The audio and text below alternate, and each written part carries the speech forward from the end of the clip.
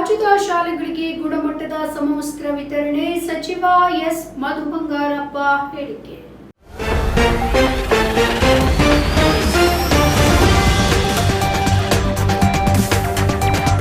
ರಾಜ್ಯದ ಶಾಲೆಗಳಿಗೆ ಗುಣಮಟ್ಟದ ಸಮವಸ್ತ್ರ ಸರಬರಾಜು ಮಾಡಲಾಗಿದೆ ಅಂತ ಶಾಲಾ ಶಿಕ್ಷಣ ಮತ್ತು ಸಾಕ್ಷರತಾ ಸಚಿವರಾದಂತಹ ಎಸ್ ಮಧು ಬಂಗಾರಪ್ಪ ಹೇಳಿದರು.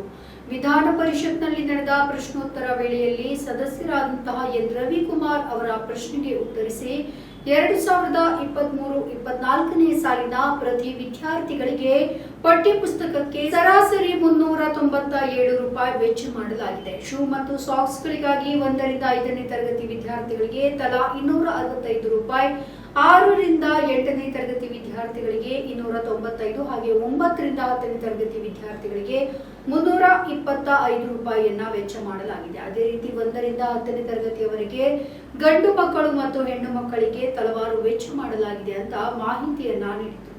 2023-24ನೇ ಸಾಲಿಗೆ ರಾಜ್ಯದ ಸರ್ಕಾರಿ ಪ್ರಾಥಮಿಕ ಮತ್ತು ಪ್ರೌಢಶಾಲೆಗಳ 55,43,828 ವಿದ್ಯಾರ್ಥಿಗಳಿಗೆ ವಿದ್ಯಾ ವಿಕಾಸ ಯೋಜನೆ ಅಡಿಯಲ್ಲಿ ಉಚಿತವಾಗಿ ಪಠ್ಯ ಪುಸ್ತಕಗಳನ್ನು ಹಾಗೆ 45,45,794 ವಿದ್ಯಾರ್ಥಿಗಳಿಗೆ ಸಮವಸ್ತ್ರ ಹಾಗೆ ಶೂ ಸಾಕ್ಸ್ಗಳನ್ನು ವಿತರಿಸಲಾಗಿದೆ.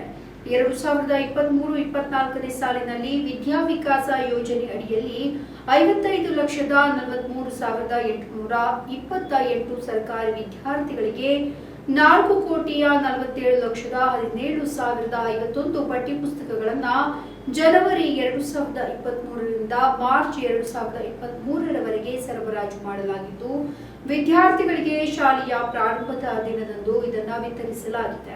ಶೂ ಮತ್ತು ಸಾಕ್ಸ್ ಖರೀದಿ ಮಾಡಲು ಶಾಲಾ ಅಭಿವೃದ್ಧಿ ಮತ್ತು ಮೇಲುಸ್ತುವಾರಿ ಸಮಿತಿಗಳಿಗೆ ಜೂನ್ 2023ರಲ್ಲಿ ಅನುದಾನ ಬಿಡುಗಡೆ ಮಾಡಲಾಗಿದೆ ಅಂತ ಸಚಿವರು ತಿಳಿಸಿದ್ದಾರೆ.